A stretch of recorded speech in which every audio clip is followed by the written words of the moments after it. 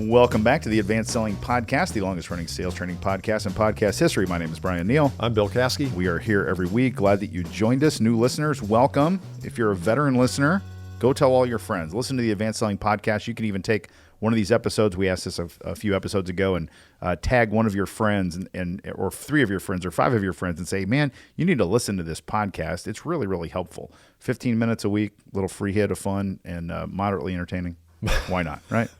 We try. On the spectrum, it's about a 5. It really about a is. 5 in It really entertainment is. value. It's okay. Go ahead. I did hear something the other day, about 2 weeks ago, where a guy who's an avid podcast listener, he says, sometimes I'll listen to a podcast. Now, he wasn't talking about ours. Of course not. Of course not. No. But he says, sometimes I'll listen to it. It'll be so rich. It'll be just so rich with content and ideas that I'll get it transcribed, record it, get it transcribed, and then I've got a permanent record and I can put it in my ideas notes section of Evernote or whatever, however you keep your $1 million ideas. He said he started that, and he says when you go through the transcription of a podcast that you really found valuable a second time, you literally read things that you didn't know were there. So if you've listened to our podcast over a period of time, and sometimes we just really hit it out of the park for you, one good way to remember that is get it transcribed. It probably costs $10 to get it done. And then put that in your notes section somewhere, or Google Doc, or wherever you keep ideas that you feel inspire you, or maybe ideas that are things you can work on later. Put it in there. And That's a great idea.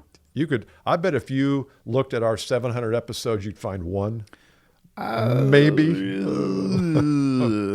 half of one. If you, I wonder how many pages it would be if you transcribed all 750 episodes. Someone needs It's about to a do page that. a minute. I would love that. That's what's so interesting to me. About a page a minute. It's like there's people that are experts in everything and they know everything. So I was on The Price is Right. Some listeners know this. Many of you may not. I was on The Price is Right in like 1994, and it's on YouTube.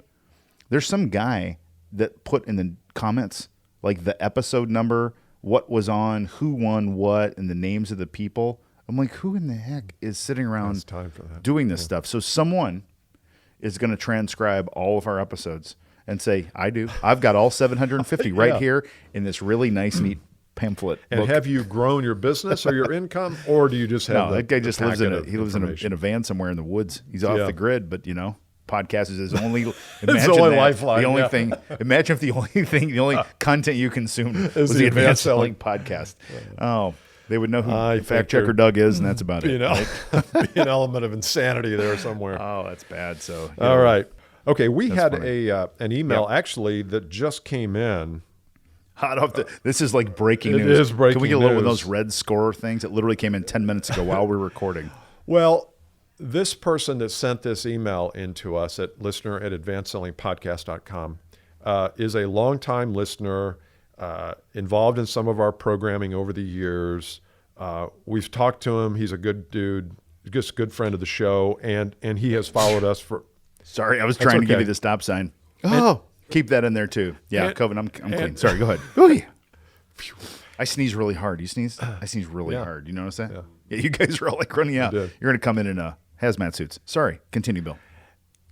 I think I was saying, and he's just been a good follower over the years. So when he sent this to us, it caused us to think a little bit, and we only would be talking about this if we thought it was kind of universal in scope. So if it was a one-off kind of issue where we say, well, that might be Bobby's issue, but I don't know if that applies to anybody else listening. We don't think that. We think this could apply to other people. Yes. So he says, I want to thank you for the podcast, especially during the time of COVID when many salespeople are alone and don't have a great support system. It's really helped me. I've been struggling for some time now, falling into Brian's danger zone of salespeople where I am now on a plan. They didn't call it that, but everybody knows what it is. And he's been, told by his managers, look, you can get back to where you were and you can be the superstar you used to be and all that stuff. And there's KPIs involved. And he says, look, am I ready to move on? He's asking himself this question. Yeah. Culture of my company's changed. They will call it being more accountable, but it's more than that. Anyway, I need to make some decisions about my career direction. And so we wanted to read that. There's other stuff there, but it's probably not as pertinent to the conversation of how do you know when it's you, and how do you know when it's them, and how do you know when it's time to move you on from them? Time to move on. Time to get going. Yeah. Little Tom Petty. Yeah. I'm also It's not inspired. you, it's me. Right. It's not you, it's me. I'm inspired by Beck, musician Beck, who wrote his first song, a little 4-track in his apartment called "I'm a Loser." It's called "Loser." And it's like you feel like that. And what do you do when you're when you feel like a loser? Whether the scoreboard shows you're a loser or it still looks good and you just still feel good, looks good. unfulfilled. Yeah. You just don't feel like you're doing a good job. Because we talk so much about high performance and being good and great and all this stuff. We never talk about on this podcast when we suck or we feel like we suck. So I think that's a great topic. And don't you, I mean, you've known a lot of people over the years, as have I. We listen to a lot of podcasts. We listen to people who are great interviewed. Nobody I've ever heard had a straight line to the top. It's always a zigzag line. Always. It's always, Always, down always. and up and down and up. And they look back and say, man, I've been through the crap, but look where I am now versus where I was. But it's never a straight climb up the mountain. And so No. I think sometimes, and this may be a little pie in the sky, Pollyannish way to look at it, but I think sometimes the universe says, look, this may not be right for you anymore. Maybe your skills have outgrown the company. The company's not going to say that. The company's going to say you're not performing well. Right. But if you've performed well and you're less than 80 years old, you probably can find those skills again and bring it to another company or another situation. And sometimes there's all the time there's energy in that. Yes. You will create so much more energy with change, but it's hard to pull the trigger, especially when you feel like, you know what, I'm failing. Yeah. Do I want to throw in the towel? That's doubles up on my failure. That's just not the way to look at it. No, not at all.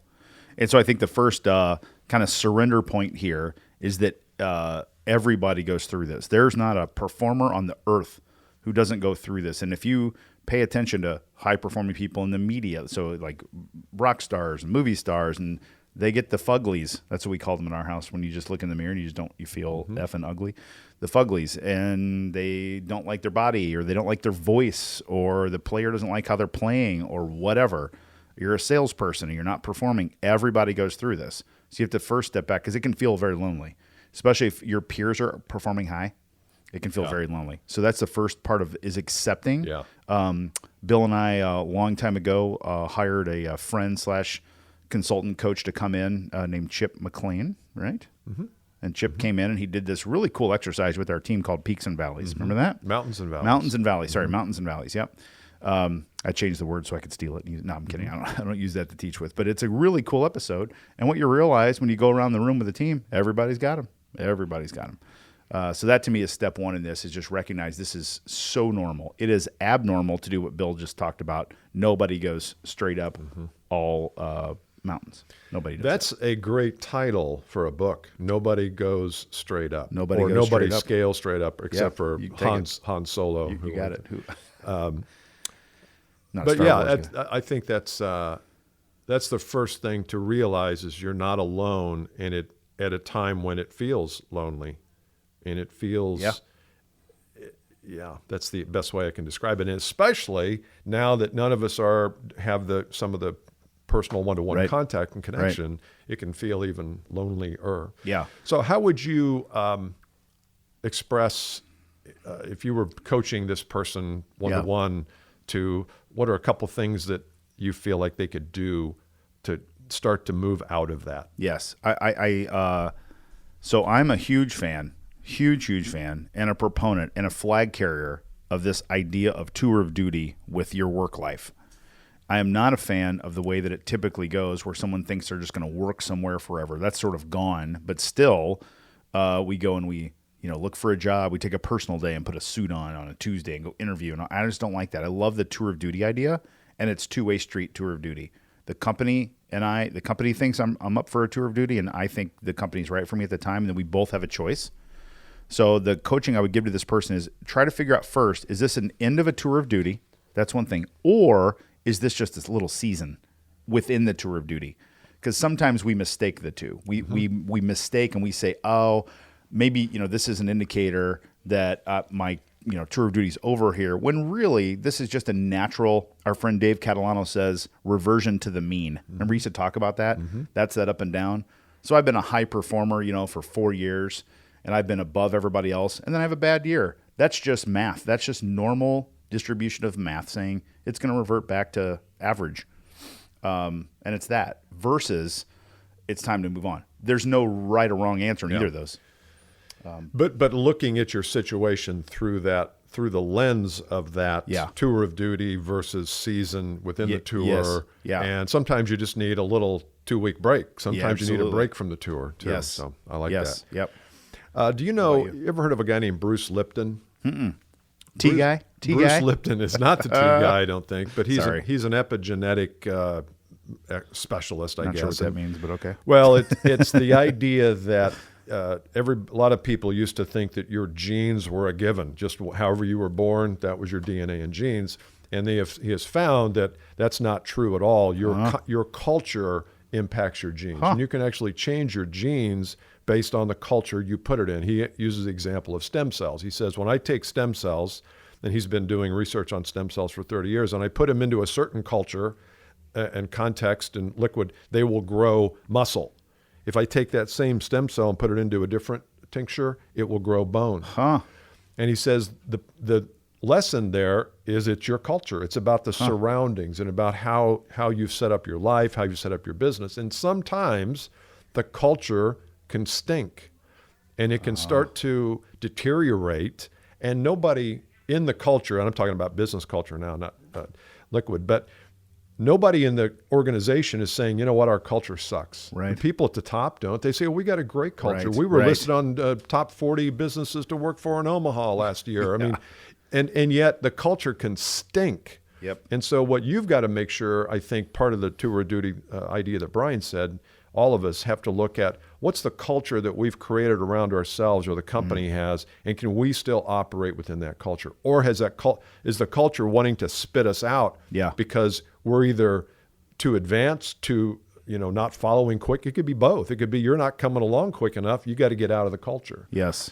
And start to establish some awareness and consciousness of that, I think would help. That's really great.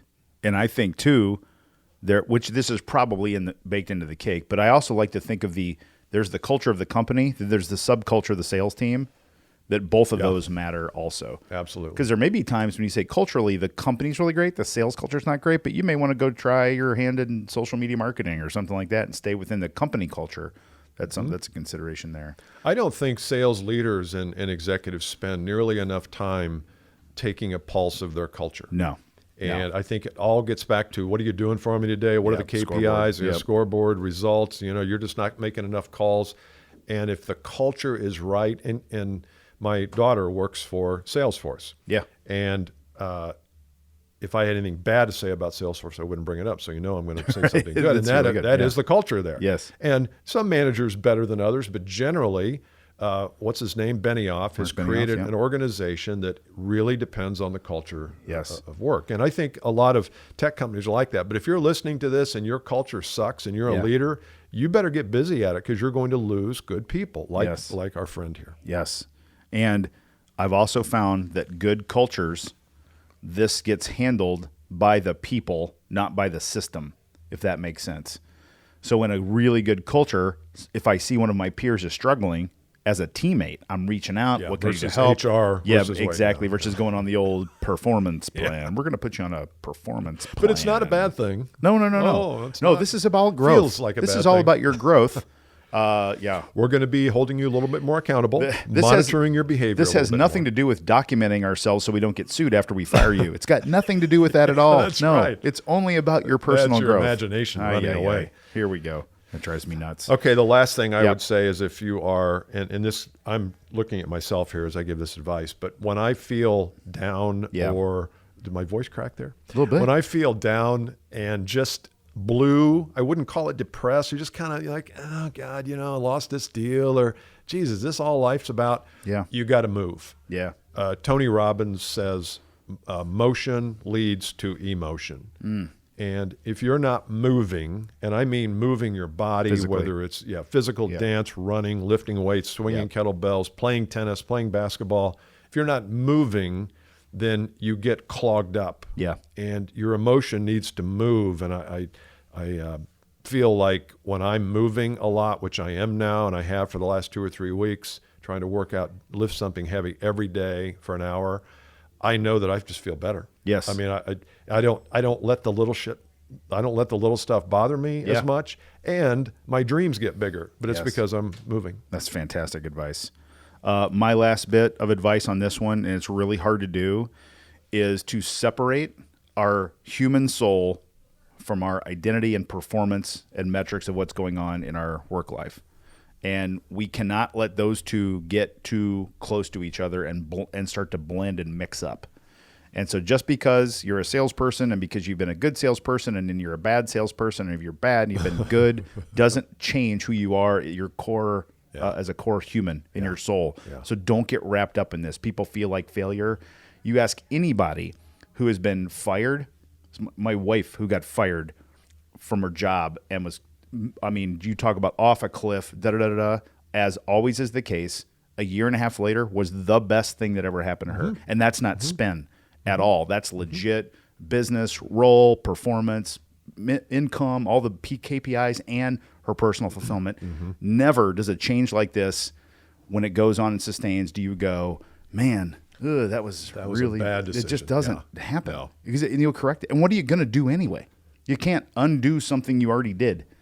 You can't have done, Wayne Dyer talks about this a lot in his work. You can't, if you quit, you can't have not quit after you've done it. It's like, it's over, right? You got to move forward. So, yeah. Also, I picked up on what you said there about identity. I think we should do a whole episode or a whole year on identity, because, our friend here or somebody who's listening to this, maybe you have been in the tech world for 10 years. And you identify yourself as a sales professional in the tech world selling innovative products to awesome customers. SaaS? Okay. Are you talking SaaS? I am talking SaaS, but I didn't want to say it because I know how much you love to say it. I'm going to get T-shirts. SaaS. I did read an article the other night that I'll bring in next time we record, because please do. It's kind of agrees with us a little bit. Okay, good. Which we always support. Evidence is always good. Where was I? You were saying that if you identify as that, yep. And so our identity becomes such a part of who we are. It's like it becomes the statue, the rock, the concrete.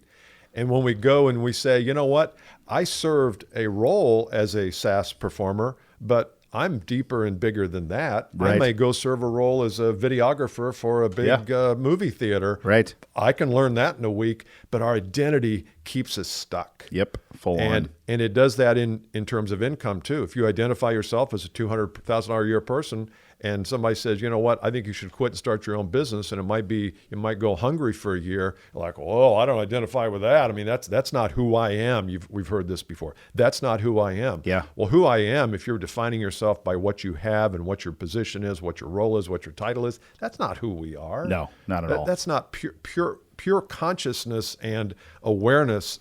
Deep in our true self is who we are. Has nothing to do with how much money we make. No. I think the closer we connect with that, the more money we make, because that's what drives it. There's no doubt. Yeah. That's really good. We could do a year on that. We could do a year. Yeah, separate. At least an episode. And maybe it'll be the one episode that you have recorded, transcribed, and commit in your to filibuster. memory. And then for those of you who are listening to a van in the woods, and this is your only channel into the world, life's still pretty good. Hope you're COVID-free. You got us. You got us.